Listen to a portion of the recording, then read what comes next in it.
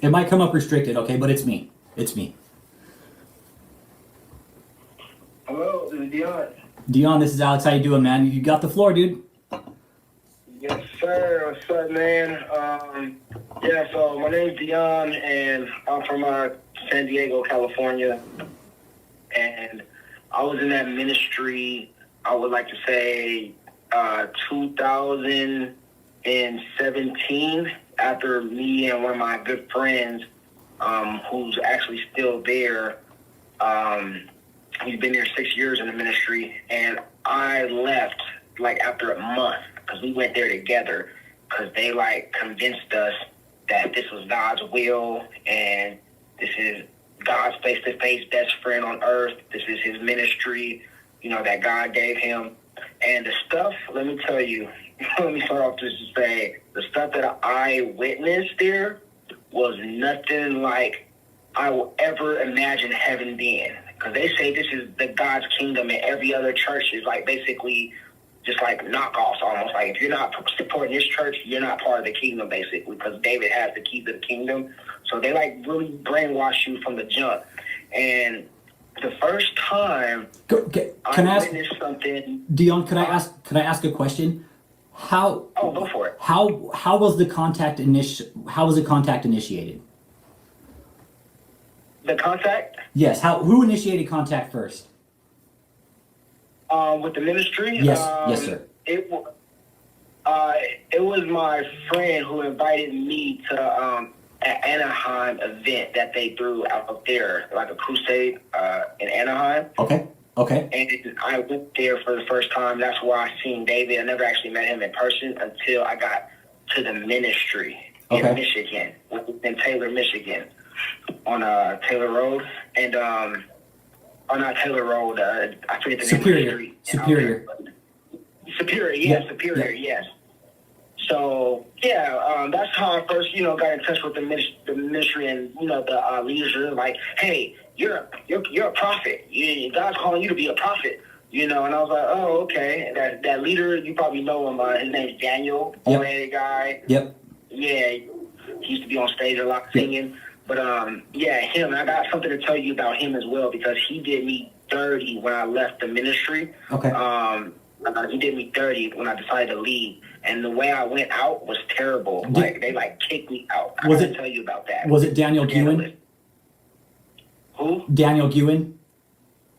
I I forget his last name. It's the bald head black guy that used to be on stage singing. Okay. I forget his last name, but he's been there years, just like more than even my friend. Who's been there about 6 years now since like 2016. And I want to tell you about a time where I met David for the first time, and it was in a group meeting because we used to always have these like daily group meetings, sometimes 2 to 3 times a day. And we hardly got any sleep, dude. Like, we hardly ever got sleep. Especially when there was at times where we had events like one night with the King, stuff like that. But the first time I met David E. Taylor, he came into the office and people like gathered around like pigeons around beads or something. Like the way their eyes were just super big, and it was like almost like worshiping this guy. They were looking at him like he was Jesus on earth. I swear to you, especially the girls, especially the females, they were obsessed with this dude. I wouldn't be surprised if they were sleeping with him, right? And David walked into the room, right, and he started clowning on one of his armor bearers, the guys that follow him around and drive him around and stuff. And one of their names was Cliff. One guy's name was Cliff. And David, he started inappropriately saying he likes taking dicks in his mouth. Literally his words. And the new people that came in, because remember I came in with my best friend full time, and we had a group of other people that were new too as well that came in around the same time as us from like Virginia and stuff. And we were like looking at each other like, did he just say that to one of his armor bearers? Like that he likes taking dicks in her mouth?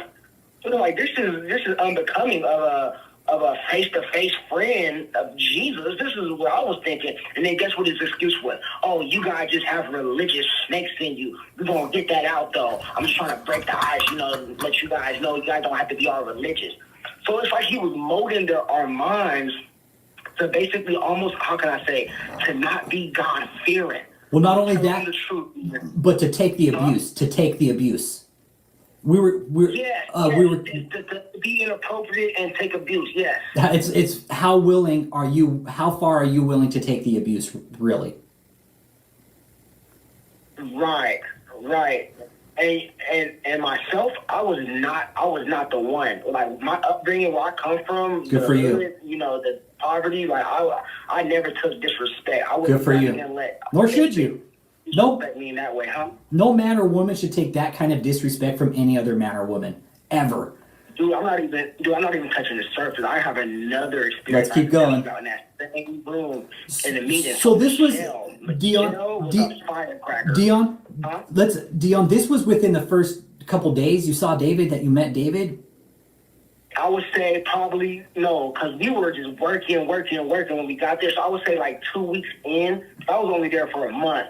So after that, 2 weeks in, like half of that month, I was like, okay, I met David for the first time, like, cause he was MIA. He was hardly ever there. And when he was there, he was just screaming and pointing his finger and telling people what to do. Like, this guy was terrible character, man. Did you get paid? Huh? Were you getting paid for your time? Oh no! The only thing we got paid was us paying them with our EBT.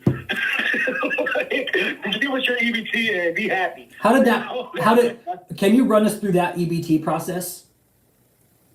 Oh man, yeah. So when we got there, you know, people were eating and stuff. You know, they had food in the fridge and everything. But you know, the more people came, it was like, all right, give it up. You know, they had like Chin, one of the Asian leaders. You probably heard about Chin. He's not there no more. He actually left. Dude, we're looking for him, man. Chin, hold on. Chin, hey. Call him a traitor. Chin, we're looking for you, dude. We're looking for you, buddy. We're worried about you, dude. Go ahead. Sorry, Dion. Go ahead. Yeah, you're good. Yeah, so, by the way, just real quick, my friend, he left. One of my friends that went there with me, he actually came back to California, but he still supports the ministry, you know, heavily. And he just like basically cut me off because I was talking about David. And he says they got him on vacation, basically part-time working away. But I have to tell you something about him as well, because he's not the same person that I once knew. Dion? The things that I've seen him doing since I've seen him out here back in California, yeah, it's perverse. It is Dion? perverse. They turned him out, but that's a whole other story. Dion, a quick yes or no question. Did you sign an NDA?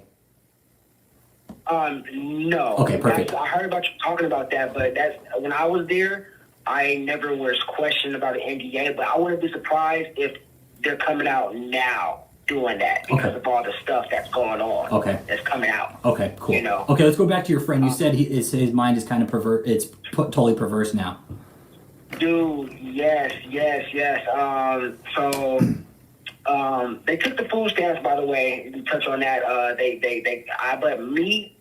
a diabetic, right? Mm-hmm. And I said, no, I'm not going to give you guys my food stamp card and let you guys go shopping with and buy everything that I can't eat for my health. Okay. You know, because I take insulin medication. Yep. They were pressuring me like, I don't care, like, we need your food stamps, you know. So I just told Chin, I said, Chin, no. Like I said, maybe tomorrow or something, but that day never came. I held on to my, because I was thinking like, I will never see my food stamp card again. I felt like it. Why did they make you get food stamps? Actually, I had food stamps card when I got there, because when I was in California, I brought that food stamp card to Michigan. Okay. I never re-signed up or whatever. Okay, gotcha.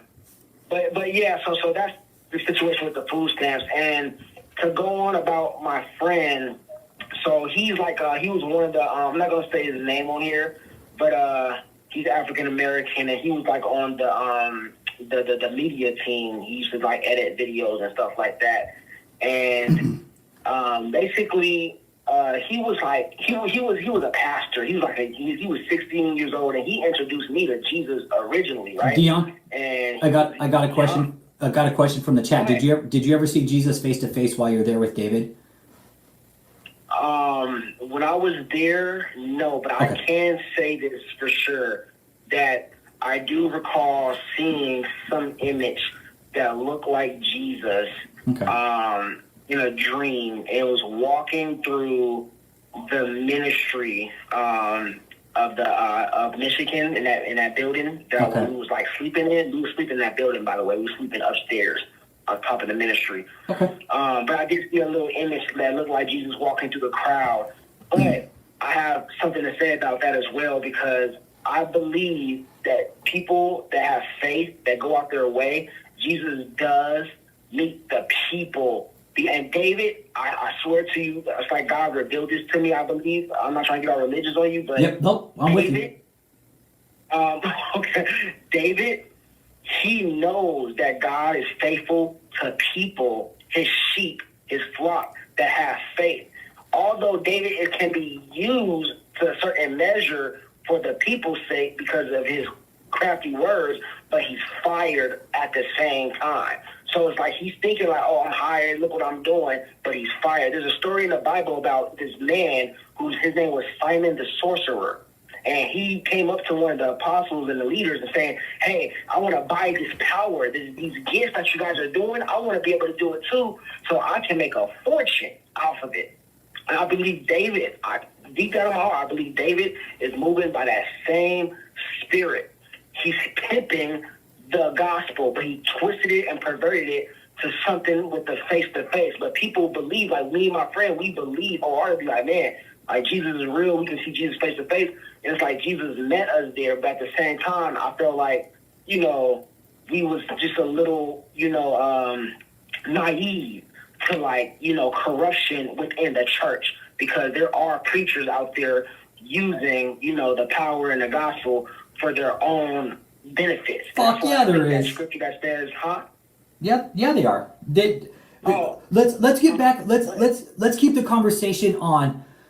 Let's keep the conversation on the topic of your time at what you saw there, that the month you were there, because you said for sure. Yeah, because we're really interested in that, because check this out. I'm just trying to give the audience, a little understanding on like why, you might think like David is, still getting all this money and stuff, and why God hasn't just killed him yet and taken him out the way. But anyway, yeah. So David, he's taking a full advantage of this, and naive people like me and my friend that went there. And with the things that I've seen in the ministry and my time there, I knew it wasn't by the spirit of the love that God, created his creation to move by. Because the things that I've seen, the things he taught these leaders to do to these people who don't fall in line with just obey the word of David, basically, they got physically violent with us. Never me, though. Never me. They never did that with. Did you ever see any physical violence on anybody? Dion, did you ever see any physical violence? That's what I was about to get on. So my first encounter in the group, and I never actually seen David get physically violent with nobody, but the leaders like Michelle, I seen her like get in a guy's face and poke him in his face and scream at him. This is a grown man, like 6'3". I forget his name, but he's been there for some years. So they're comfortable with coming at you like that because you've been there for years, but they do it in front of the new people who just enrolled, just so y'all can know, like, hey, this is how we get down here. If you don't like it, kick rocks. And she toyed, but it gets worse. So that was one leader, right? Michelle that did that to him. There was another time where, and this guy, by the way, he was broken. He was broken, by the way. He just was silent. Like, this is a grown man. I'm like, wow, you just let that woman just get at you like that? That's crazy. I wish she would talk to me like that and get in my face and touch me. But there was another guy, you probably know, his name is Devereaux. He's one of the cameraman, equipment man. He walks around with, like, he basically organizes all of that stuff. He's like up there with Tony, basically. And he had a baby out of wedlock with some woman in the ministry, by the way. Fun fact for that. I know who you're talking about. I know exactly who you're talking about. What's funny? What's it's not funny, but there's somebody else. We just did an interview with him the other night. Don't bullshit. Check my channel. It's an interview, and listen up. And it's funny you mentioned that wedlock thing, because now that piece just tied together with what he was telling me earlier today in a text. Oh, what did he say?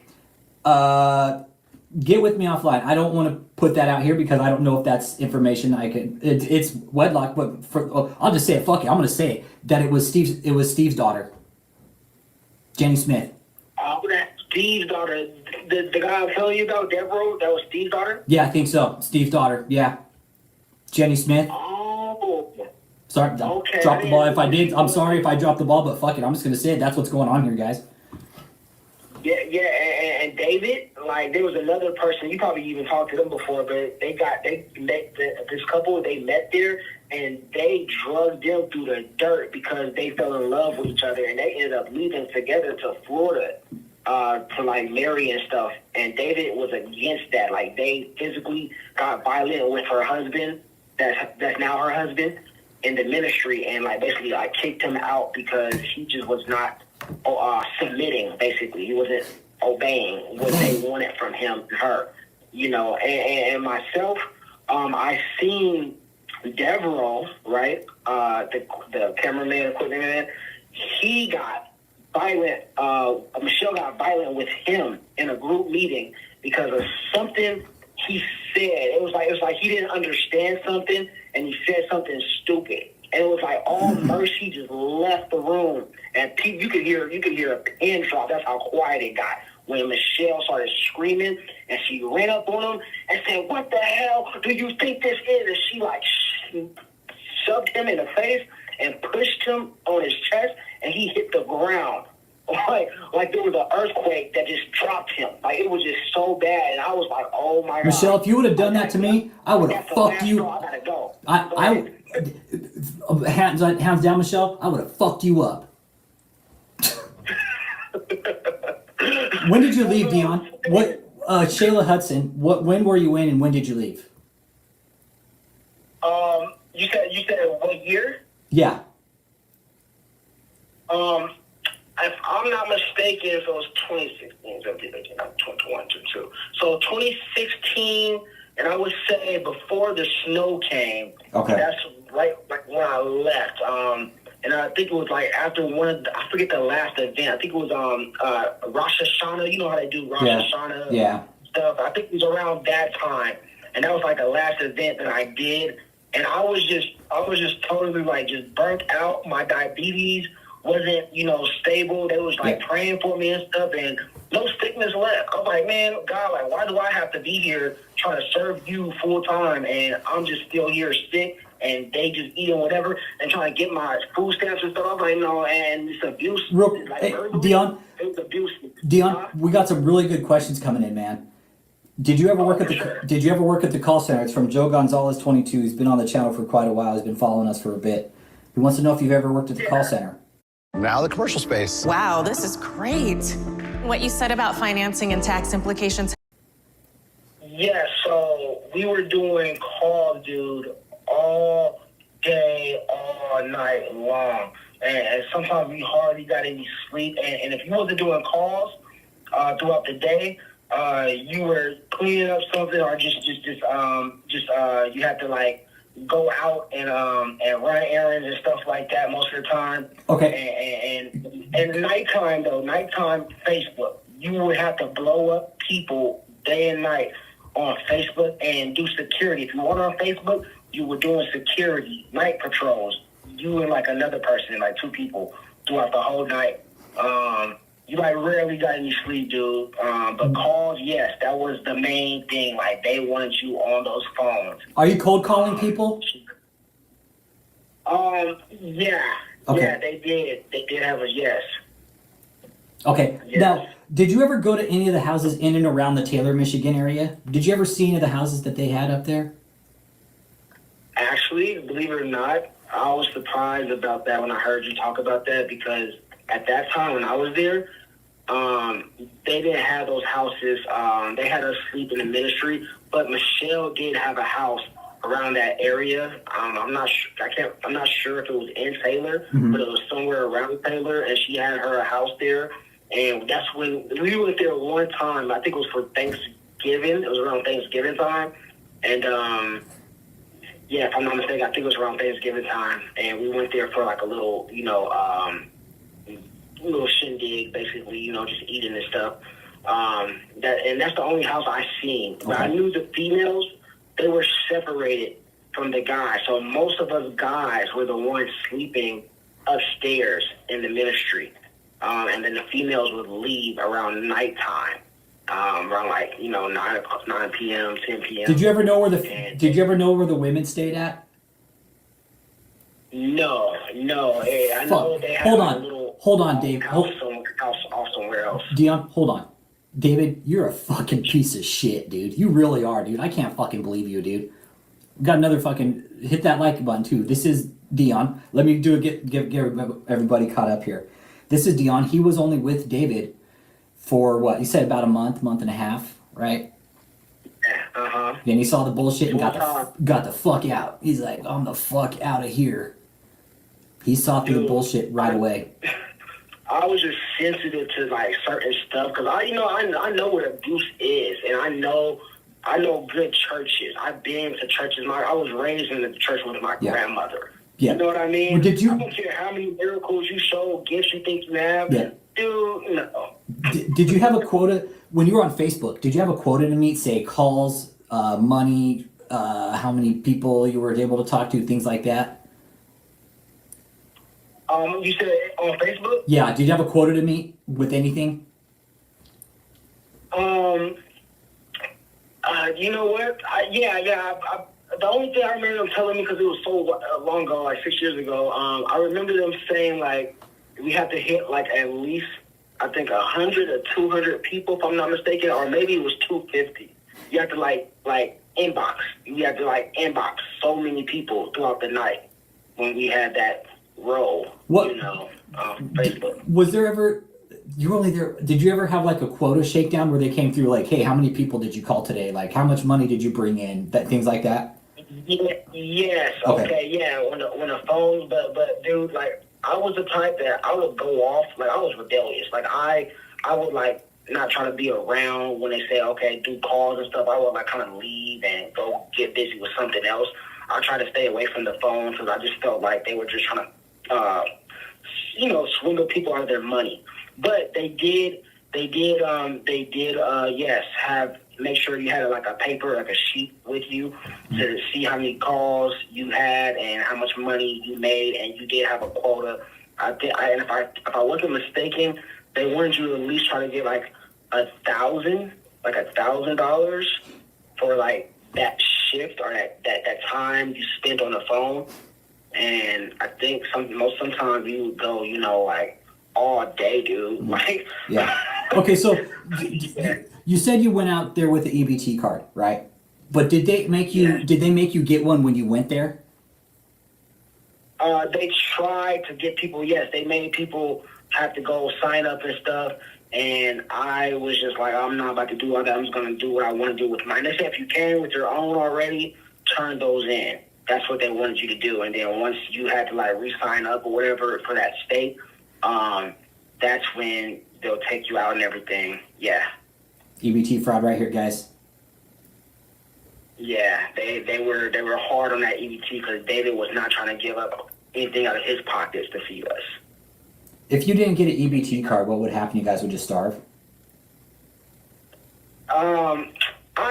I doubt he would let it get there because at the end of the day, he needs us nutritiousness or to have some type of nutrition to keep his engine running for his ministry. Yeah. Basically. Did they try to make you cut off contact with your family? No. So I guess you could say it's almost kind of like that because they weren't going to help you, pay for your, like my friend that I went there with, his cell phone got cut off, and the only time he could like basically contact his family is basically through Messenger on Facebook on their computers and stuff. But yeah, my phone, I made sure that my grandmother, my mother helps me, with the cell phone bill so I can stay in contact with them and everything. But they wasn't approving of me being there in the first place. But I have to tell you about how the incident went when I left because, man, they showed their true colors when I said I wanted to leave. What would you say that was probably the worst incident you faced there was the time you left? Or was there another incident that really sticks out in your mind where you're like, fuck, that was bad? So, dude, okay, yeah. They're kind of even because I was just heartbroken the most. I thought, because I'm not going to lie, everybody that goes there, they're not, like, evil-hearted. Like, there's some kind people there that's just misled and naive, Yep. you know. But the leaders are the ones who David expects. He has expectations for leaders to crack down on people like us who are not leaders, you know. So they come down with like the wrath of David. Yeah. know, Did they, who gets his authority from God. just real quick, yes or no, did they make you create fake Facebook accounts? Yeah, so if one of your Facebook accounts gets basically like blocked out because you're just spamming people day and night through Facebook Messenger, you will have to go create another account so you can keep it going, basically, yeah. What was the most accounts you ever created in a day when you were there? Dude, like I told you, I was rebellious. I tried to go do something else because I was just like tired of like just... You didn't like what was going on. So, yeah, I probably made 2 or 3 the most for that month and a half, like about a month and a half I was there. And I would basically try to like sign up for security, you know, but they would try to assign people in different places every other night and try to be like, all right, look, Dion, you're doing this tonight, or you're doing this, you're doing security, you're doing messenger, you're doing calls, stuff like that. But yeah, I hardly tried to be on calls or messenger because I was just burnt out. Like my diabetes was messing with me. I just over it. But one of the other incidents, to answer your question about that really made me go like, wow, like these are snakes here, was when David came to town from wherever he was at, and him and Michelle got into it, basically, upstairs. Did you see this, or did you just hear it? I heard it, and I peeked around the corner, and I glanced for a quick second. Okay. Because David was facing me when he was screaming to the top of his lungs. They were over there by the media room where they do all the video editing upstairs of that Taylor, Michigan building. Yep. And he was going off. He was like going at her throat for something she did wrong. I can't remember specifically what it was, but he was in her face like how she's in other people's faces when they need correction.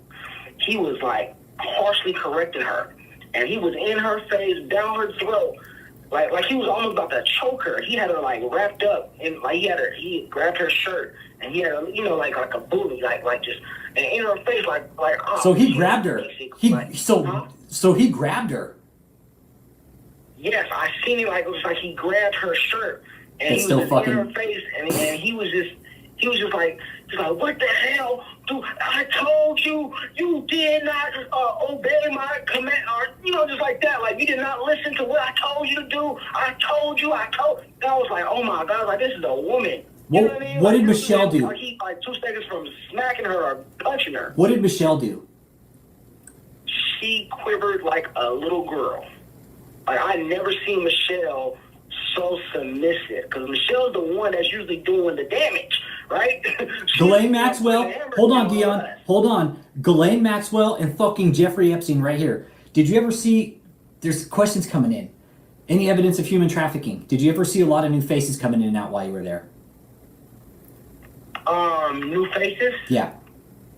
Yeah, people, yeah. People, like, not, you're not talking about like sex trafficking, you're talking about just like human. People, let's be clear here. Right. Yeah. Trafficking doesn't have to involve sex. But right. It can involve humans. When you say people trafficking, you're basically you're not talking about people there against their will. Well, there's 3 criteria for human trafficking. Then there's about 5 or 6 dynamics to each of those criteria, and I've looked them all up, and they all fit David's cult. That's why I'm asking. Okay, I believe, my friend. Most of the people that I've met, huh? I believe there's a human trafficking element going on here because of the coercion. It's just such a deep-rooted manipulation and just twisting a script. Like, I remember this with Michelle. She told me, because I told her, I said, Michelle, I'm tired. I'm really going through it. Today is not the day. I don't want to do this today. I think it was something with calls. I told her I didn't want to do calls today. And I said, can I just like rest and read my Bible, Michelle? I just don't feel good in my body. You know, I haven't ate nothing. I've been fasting because it's a sickness I'm going through. And she didn't give a hot damn. Okay. She said, no, you're not gonna read your Bible. She's like, you can listen to one of David's video tapes. You can listen to that. She's forget the Bible. They don't want you reading the Bible. Look, here you go, guys. They don't want you reading the Bible.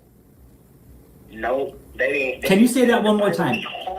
Dion? Never really ever read the Bible. Say that one more time.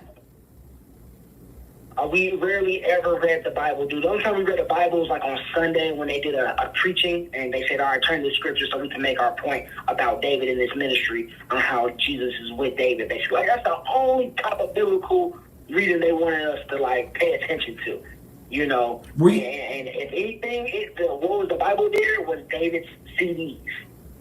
They glorified and put that on a pedestal over everything. Were you taking like sleeping on cots and like taking bird baths and stuff like in this like how was when it came to hygiene and personal hygiene, and this is just questions we have. When it came to personal hygiene, how did that take place down there at the cult headquarters?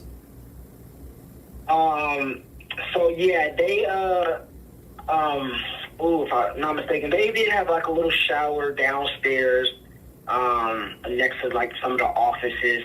Across from Chin's office, because Chin had his little own personal room office downstairs. Yeah. He had a bathroom across the way. But sometimes it would just be so busy and crowded in those bathrooms. You would have to take bird baths and just, put up with it because you were just so tired. You just wanted to get to sleep, and we didn't want to wait in line to, take a shower and stuff. And some people take forever because one thing, those guys, because remember it was the fellas there. One thing about them, they were like always used to say this thing like, "Hey, brother, I'm in the process. Of course, I'm in the shower jacking off. God understands. So basically, they would take long showers, and their excuse would be like, "Yeah, I'm beating my meat."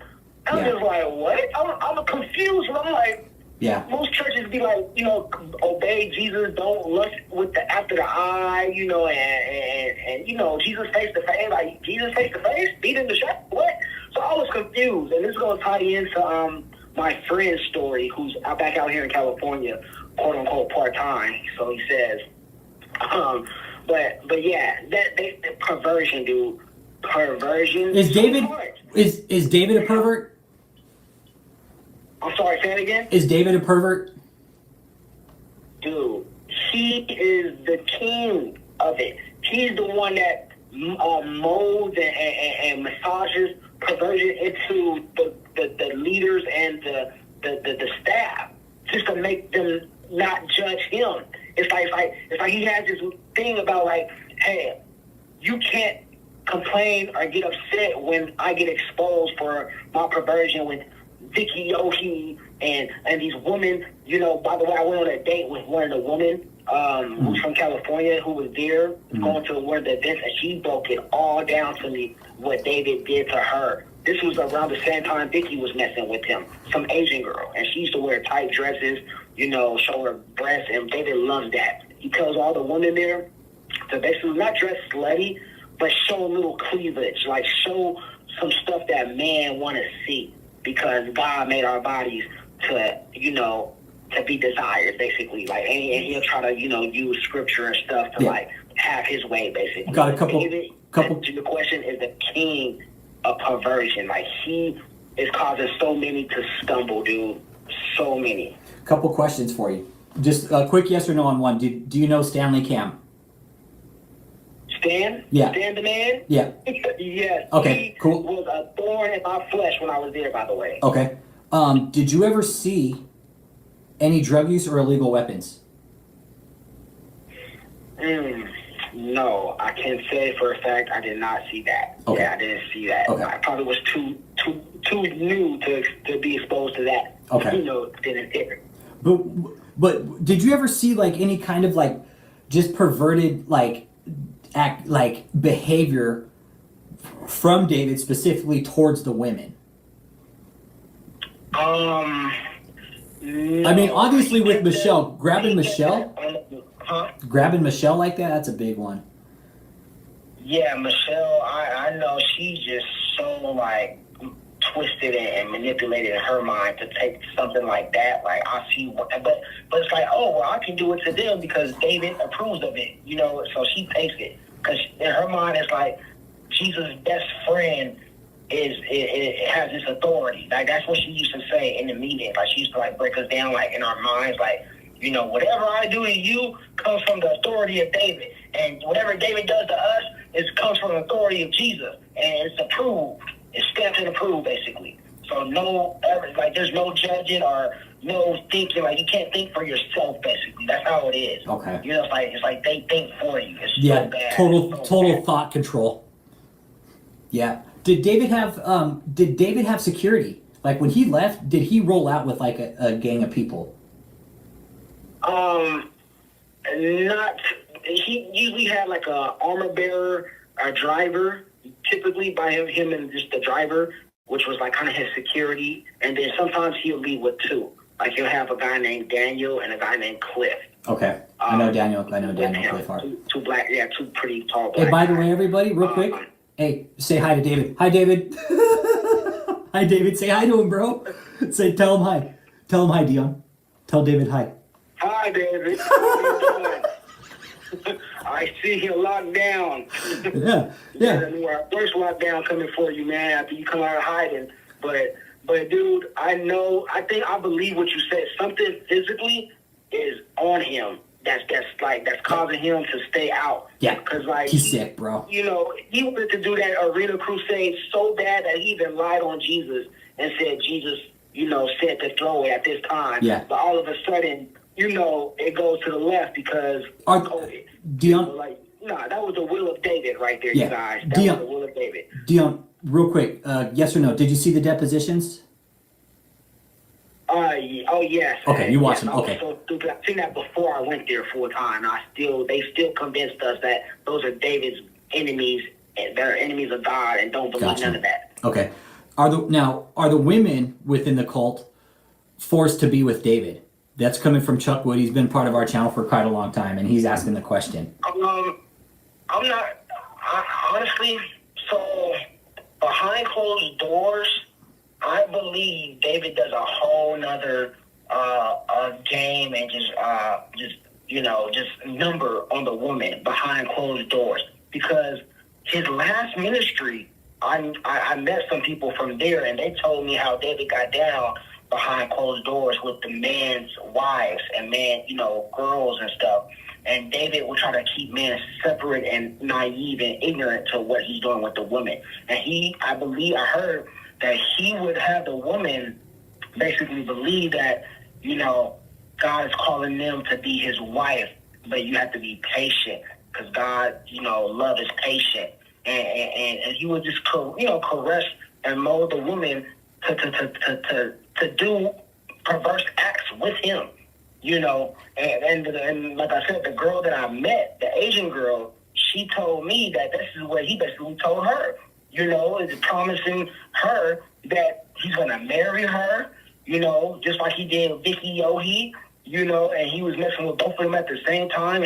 And God, told him that, she was called to be his wife and she has to obey his every sexual pleasure that he desires, that he wants from her. And she did it because she was just vulnerable, and she was broken by that, So yeah, I totally believe, like, even Jenny, I heard something even with Jenny, I'm pretty sure you know Jenny as well.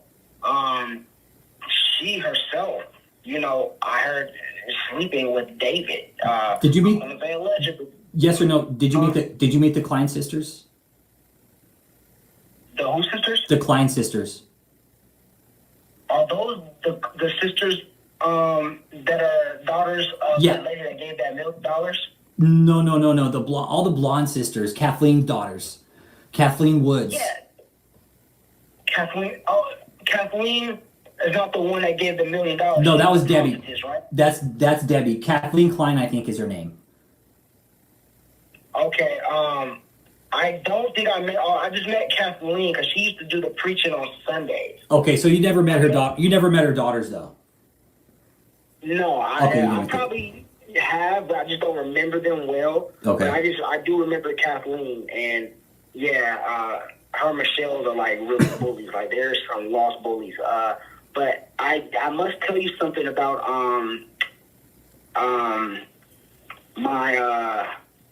my experience and my knowledge that I have with that lady that gave that $1 million. And remember her husband that basically took David to court for those, for giving that money. I forget her name, by the way. I forget her name, but she has Debbie Fraser as well. Debbie Fraser. Yes, Debbie. You know her daughters? Yeah. Katie? Okay, well, she has, like, I think blonde daughters as well. Katie's one of them. Katie's still there. Huh? Katie is still there. Yeah. Is she still there, Katie? I believe so, yeah. Katie and Debbie, we think, are still there. Okay. Well, hold on. Kathleen daughters.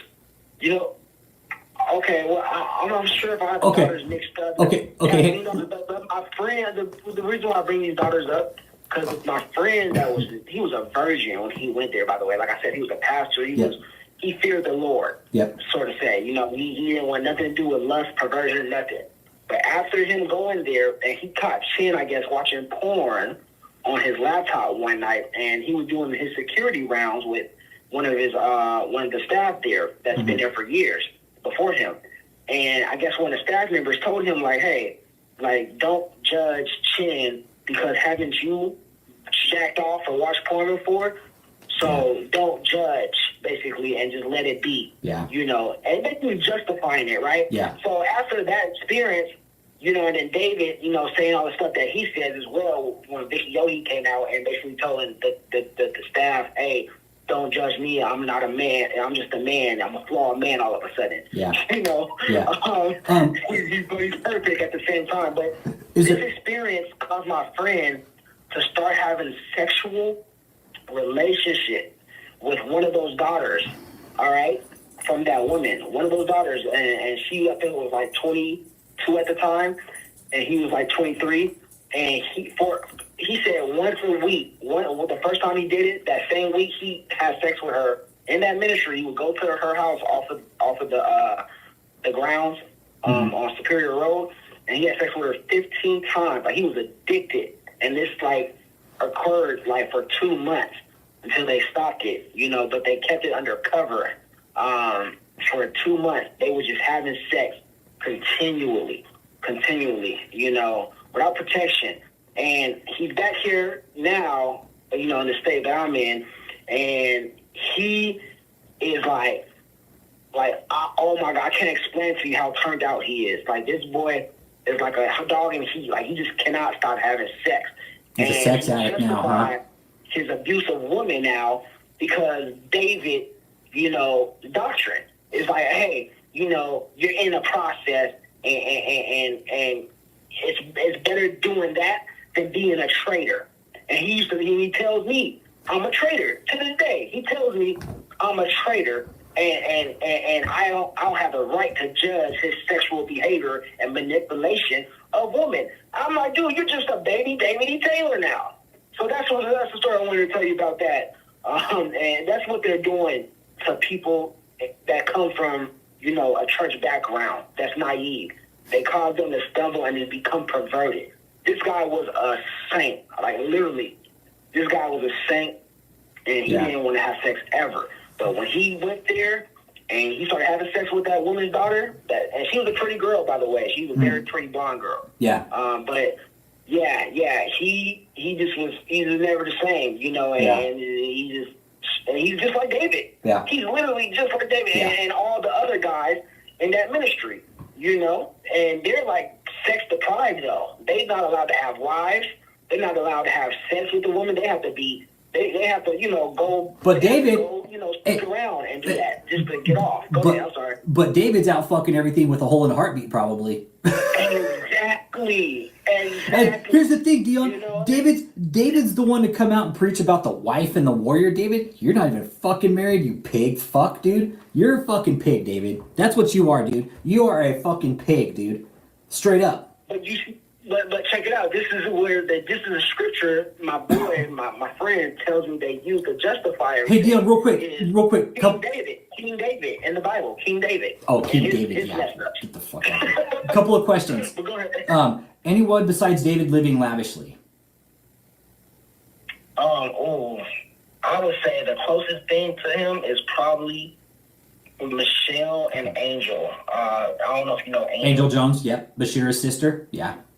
Yeah, she's one of the leaders there. I would say they're probably the only ones, and then maybe, perhaps, living comfortably, the armor bearers and the key leaders. They're living comfortably.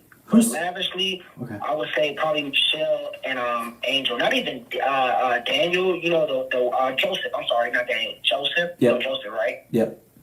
Yeah, he's just like the biggest pushover. I must say, David just steps all over him, and he feels like he can do that with Caucasian boys. I've noticed that. Okay. So David thinks he's... he... Gotcha. Yes. Okay. Like, yeah. We're all the... fragile guy. Very fragile. Okay. Nice. Were all the blondes blonde because Michelle told them that's what David wanted or expected, or is that something that they do to themselves? I'm not sure, but I wouldn't be surprised because David, even in his last ministry, I don't know if you heard, that he would tell the woman what he likes personally, and they would just do that just so they can be desirable to him. Like the hair, I guess he liked hairy legs and hairy arms and stuff. So the women just started becoming more hairy and showing more cleavage, wearing tight dresses. He wants makeup on them, like he wants them to look pretty with makeup. So when he enters the building, he don't see something that he's not interested in. It's terrible, man. Marge West, go find a fucking ape, David, if you want something with hair, dude. Why do you want a hairy woman, bro? I'm not here to judge. I'm not a woman's body, what she does with it, right? Hear me out here. Everybody's got a taste, and I get that, but I get it, and I can't judge, I honestly can't.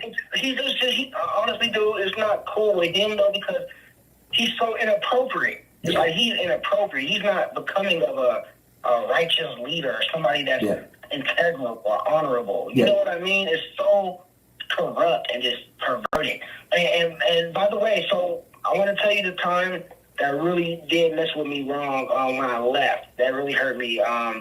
When I decided to tell Michelle and Angel that I don't want to be there no more, the word spread like wildfire. How quick? How fast? Dude, I'll say no more than 30 minutes, dude. Like, the whole ministry seemed like they were just, the walls were closing in. They was cracking down on me like, what the hell is your problem? You ready to trade? What are you going to say? Stuff like that. You know what I mean? I was like, dude, I just been here for a month. They were real worried. They were worried about what you were going to say when you got out? Basically, I'm basically consider me a traitor. For me to come to the kingdom of God, face-to-face ministry, and then turn around, because they use a scripture, a man that puts his hand to the plow and then turns back is not fit for the kingdom. That's the scripture they look at. And they say, oh, you're turning your hand from the work of God. You're a traitor. It's like no salvation for you no more, basically. You're going to hell, So Daniel, the bald-headed black guy that used to be up there singing for David, he's bald now. He used to have hair back in the day, like in 2016, 15. But he is the one that confronted me after I talked to Michelle and Angel privately about it in the media room. He came upstairs, and they had him come up there basically to tell me to pack my shit and kick rocks. I'm like, dude, I came from California. You gonna kick me out in a day? Like the same day that you just don't read, there's no need or reason for you to be here. You're just taking up space.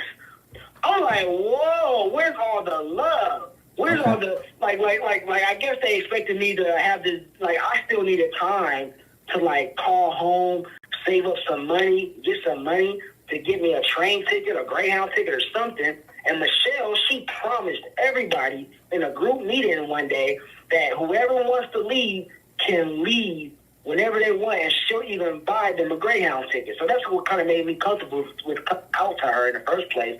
to let her know that, hey, I'm ready to go. Now, I can't do this no more. did they buy you the ticket? So okay. Long story short. Real quick, real fast. I get kicked out, huh? Did they love bomb you when you first got there? Did they love on me? Yeah, like love bomb you. Oh yeah. Of course. They want to make you feel welcome and warm, you know, stuff like that. Like, you know, make you feel like you're wanted here and you're chosen to be here by God and stuff like that. But once you leave, it's like you're a devil. Well, you know Dion, what I mean? You're a traitor. did you know some? I don't know if you got Shayla. Did you know Shayla Hudson by chance? Shayla Hunter sounds familiar. It was probably. I think you were there before her, but she's in our chat too, and she was there. I think after you, and she said yes to the love bombing. That's the first thing they do when you get there. When you say love bombing, define that. Like when you say love bombing, exactly what you just defined. Oh, okay, yeah. They're very, they're that very sweet, like they're, you know, like overly sweet, like overly passive aggressive sweet kind of thing. Yeah, like man, like, you know, but it comes off just like as decent people, you know. But then you start to see things unravel. It's like, oh man, this is something off. You know what I mean? Like how long? The attitude. How long? You know? How long after you were there did you start to notice things were wrong? Dude, I have to say, like, probably 2 weeks in, that's when the writing was just on the wall. It was just like, oh, yeah, like, about 2 weeks in, and I just seen how the labor was just, like overly just trying to, like, almost, like, just pump up David and his wealth and his ministry. And it just didn't seem like they were doing things for people. But that's how they try to, you know, make it look to the world. Like, oh, we're doing all of this to benefit and prosper the world and God's kingdom, you know, advance the kingdom. No, they're advancing David, dude, and his, you know, pockets. Numero uno. Dude. Numero uno. Yeah. That's who they're looking out for. Number one, David. Yeah, exactly. Just for and I know Michelle and Joseph and probably even Steve. I believe they know this by now. You know what I mean? They know, but they're at the same time, David has manipulated their mind and convinced them that, you know, since he's Jesus' best face-to-face best friend, you know, it's okay to prosper him and make him look good on the scene, you know, because he's doing it all for Jesus. At the end of the day, this is for Jesus, but it's really just for him, dude. It's really just for him. And by the way, to answer your question earlier about the, you know, me being put out, that same day, I went to a shelter, dude. I went to this place called Covenant House in Detroit. And I'm talking about, it was so ghetto. I was like in the slums, it felt like it. But I was not supposed to be there. But I was there for about a week until I, like, cursed out Michelle, cursed out Alondre and people from the ministry and told them, like, you guys are corrupt. You guys are evil for letting this happen to me. I came all the way out here to help. And you guys, in one day, just put me out like I was never nothing to you. Like, what happened to all that love and mercy and kindness? Now, Michelle, you promised you guys would buy me a Greyhound ticket, or anybody at that, you know, if they wanted to go home. You know, and eventually, guess what? They gave in. Michelle got the Greyhound ticket. And I had to find a way to get to the Greyhound station because they didn't help me with that. They was like, basically, you're on your own now. From now on out. Yeah. You traitor. Yeah. You traitor. So, yeah, they was like, you lucky you got your ticket, traitor. And I was just, dude, I was broken. Like, it took me a few years mentally to convince myself you're okay with God and you're not condemned. You're not condemned, dude. God loves you more now. God loves you more now than ever that you're out here exposing this piece of shit. Yeah, dude. I'm so happy I left because some people, man, they've been there for years. Okay, here's the thing, Dion. Here's the thing, my man. This is the thing we talk about. You were only there for a month, but you said it took you years, dude. It took you a few years to basically deprogram your mind that you were okay with God. And you were only there for a little while, bro. Okay, the other interview we did the other night, I recommend you watch it because you probably know the guy that was there. I'm not sure. I don't know if you do or not, but you're going to listen to it and you're going to be like, holy shit, that was the same thing that happened to me. This guy was there only for a few months, And he said it took him years to still be right in the head, dude. And we're sitting back here watching these people that have been there for years, dude. Years. The deprogramming.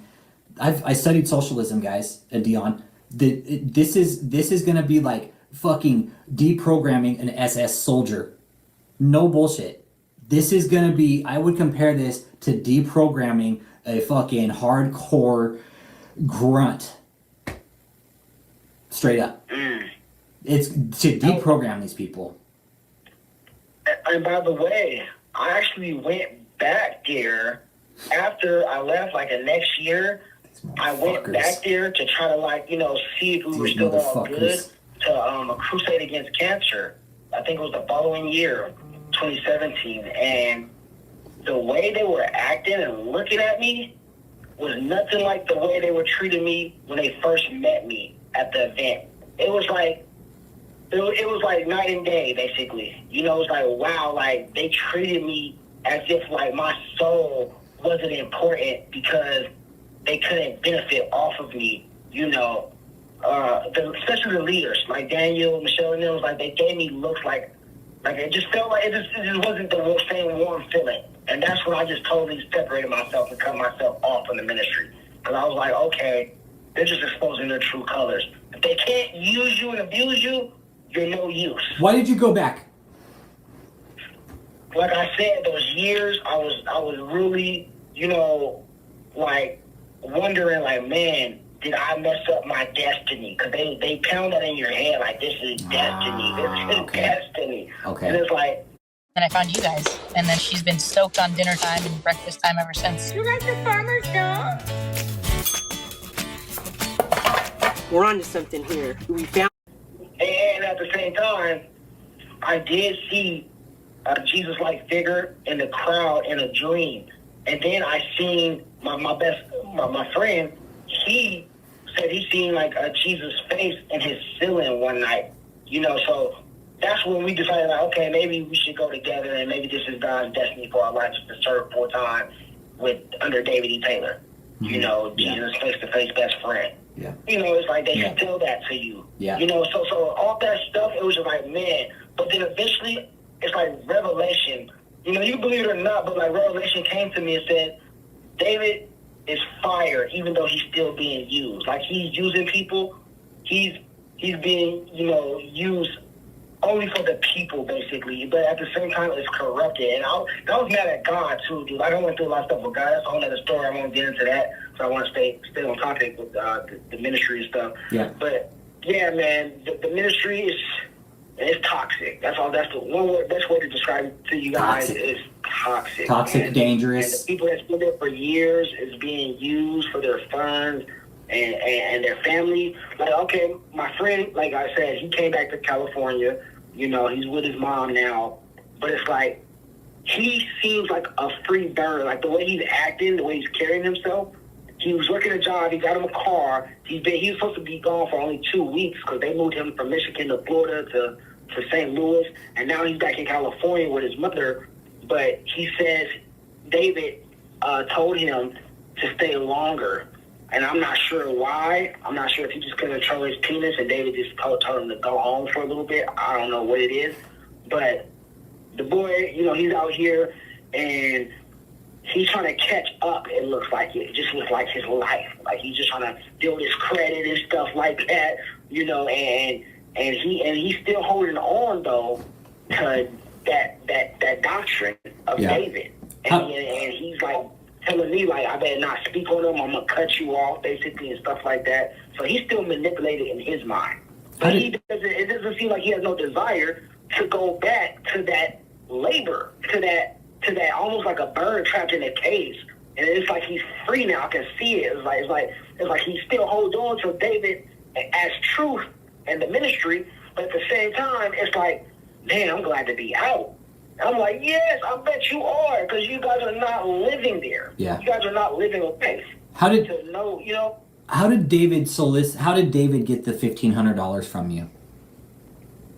Oh, yeah. So I think it was when I went back there, dude. Like, I was so stupid. I went back there after I left, and David has some little slick word during offering and tithing time when he was trying to give up money at the end of the event, and he said God was saying you have to sow this much and you're gonna be set for life. If you sow over $1,000, God promises you're going to like never have any financial struggle, you know, for the rest of your days on earth.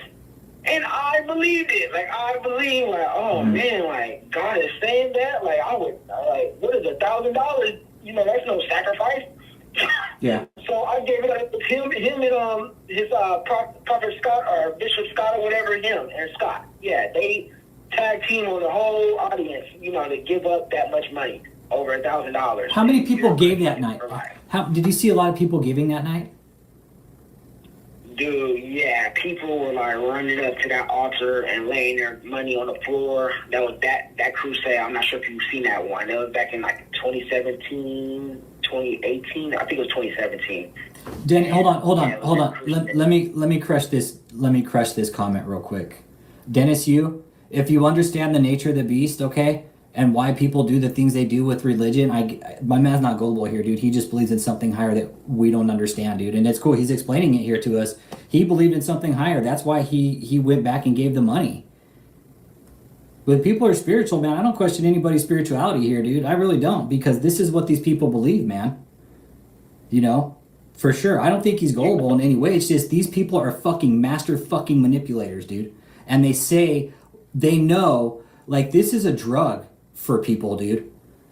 Dennis, this goes like, religion is a fucking, it's like a super drug for some people, dude, if you're not careful. Would you agree with that, Dion? Okay, good. I feel like it's like I'm trying to think of a good analogy. I agree with that, but not fully wholeheartedly, because there's like any part, anywhere in the world, any type of sphere, business, you know, whatever, job, whatever. There's naive people that get taken advantage of. They're still human, because that's how I look at it. Even religious people, you know, they're integral religious people who don't abuse people and don't abuse the funds, people's funds. And then there's religious people, you know, who just take full advantage of that title God. You understand? I had to go through some pain to realize, you know, and wake up like, okay, biblically, this is just off. Because I don't think, you know, the disciples or all that, you know, did any of this type of stuff that David is doing. Like I said from the beginning, he's a Simon sorcerer. This dude is literally just abusing the scripture for his own gain. But go ahead. Did you, after you gave the $1,500, did you sit back and reflect on that later on down the road and be like, damn, I shouldn't have done that? And I'm not beating you up on it. I'm asking just. When I come from $1,000, you don't come by easily. Yeah. That was probably like, you know, I probably had 1,000 left to my name after I gave up that 1,000. Yeah. So yeah, I regretted it, you know, and yeah, I was a dummy for that one. Okay. You know. Okay. I still struggle to this day, sometimes financially, so I know that was a lie. Yeah. Yeah. Okay. Okay, see, Dennis, this is the thing, man. This is why people do it, man. They believe. David tells these people, like, hey, if you donate, we're going to fucking make you rich. And that's pretty much a fucking deceptive trade practice with what he's doing. You don't do that in a fucking church. Say, if you give me your money, I'm going to make you rich. Right. Like God promised it. God promised it. Get the fuck out of here. Yeah, that's anybody who's listening, Dion, we're going to kind of start wrapping up here. And I really want to thank you for coming in tonight and talking to a group of people you've never fucking met in your life.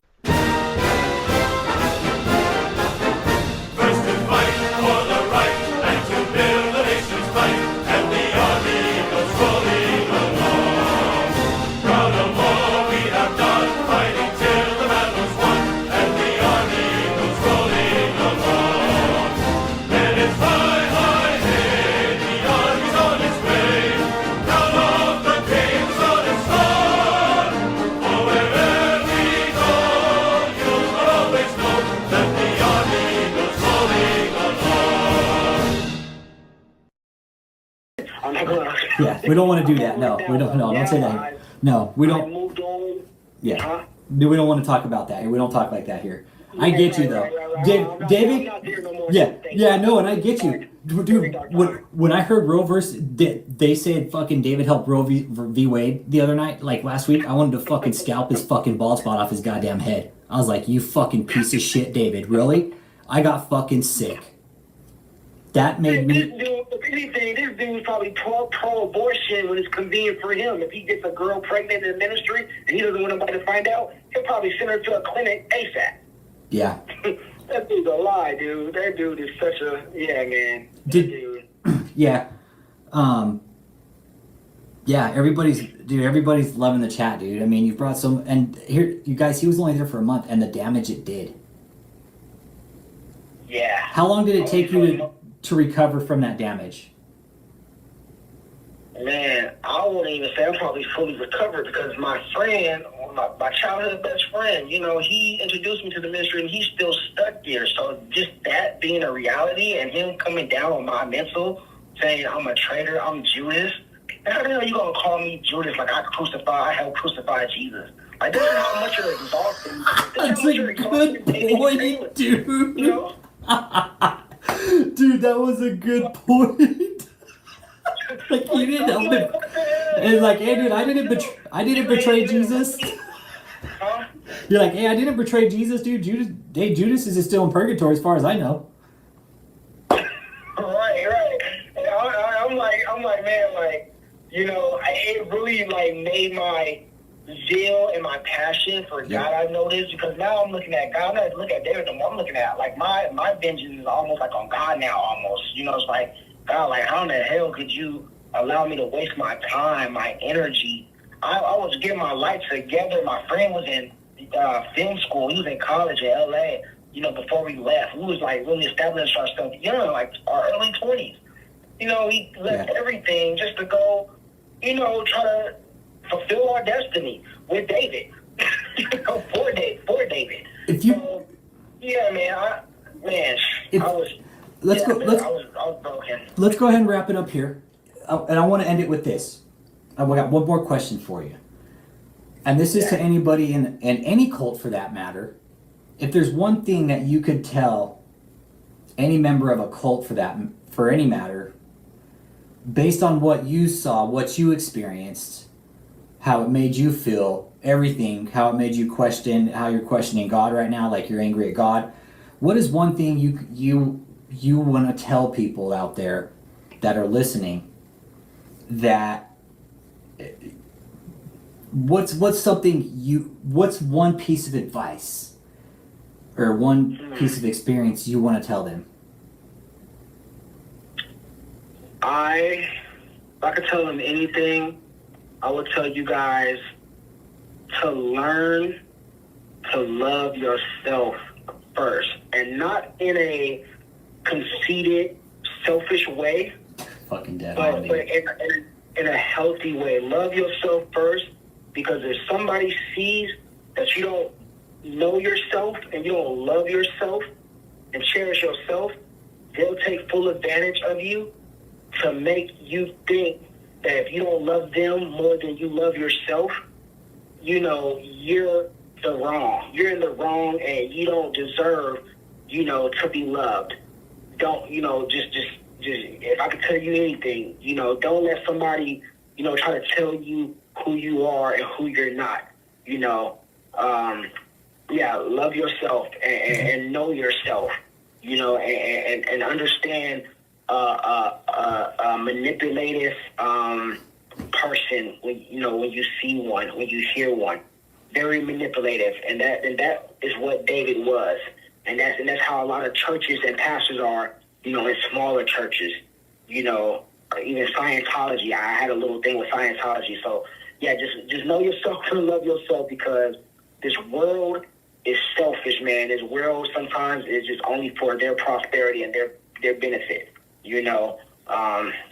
So love yourself, you guys. Appreciate your time. Appreciate your time, you guys. Dion, appreciate it. And one more quick question. How'd you find the live tonight? Oh, I've been following you on YouTube for about a month now, and okay. Yeah, I seen that you were live on YouTube. It popped up on my channel. Okay, cool, right on. And what do you think? Are we doing okay with the content? Yes, especially your thumbnails. Okay. Yeah, man. You know your content. I can tell you do your research, by the way, and you're very, you're getting some good details behind the scenes and some facts and stuff. And I love that, about your content. Okay. You be hitting, like, I know people in the ministry that you be bringing up, and I know that you know what you're talking about. Okay. You're accurate on a lot of the stuff you be saying. I'm accurate. Especially when you talk about the EBT, yeah, you're very accurate, man. You're very accurate, and you be telling the truth for sure. You guys listen to this man; he knows what he's talking about. EBT fraud's real, guys. I'll go ahead and wrap it up here, Dion. Thanks for your call tonight, man. You got my number. No problem. I'll take once I get off the Yes, phone. sir. I'll text you my personal number. Okay, that way you have it. But you have a good night, man, and thanks for the call. Appreciate your info. Appreciate your interview, No problem. and you have a good night, too. sir. God bless. All right, you too. Bye bye. All right, guys. Another interview. Big shout out to Dion. Thank you, Dion, for coming into the chat tonight, sharing your experience.